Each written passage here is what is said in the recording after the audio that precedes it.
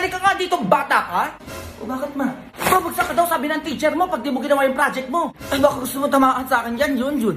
Gawin mo yung project mo. Hindi ko nga kaya yun, ma. Kaya mo yan, tutulungan ka namin kaysa sa bumagsak ka pa. O sabi nyo yan ha, o pabidyohan mo kami.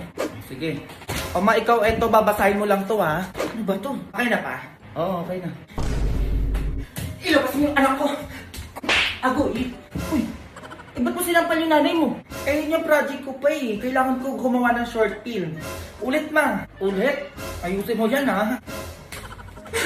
Ilabas mo yung anak ko! Alay. Wala akong alam sa nangyari. Ano? Wala? Kitang-kita ko kung paano mo siya dinukot. Kaya sabihin mo kung nasa na yung anak ko. Aray. Aray, ang sakit na. Napag-utusan lang ako. Napag-utusan? Sino? Aray. Nilalakasan ha? Nakailang ka na? Lumayas ka sa pamamahay ko. Eto na. Okay na yan pa. Ano nak, tapos na? Oo ma, yun na yung project ko. Tapos na. Ako naman, hintayin mo ako dyan. Teka, eto ka oh.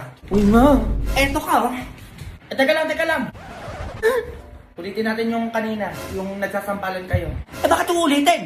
Ang sakit na ng mukha ko, kakasampal ang batang yan.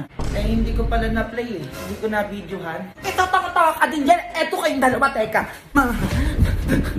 Darling, grabe ka naman. Kayong dalawa, huwag na kayong uuwi dito.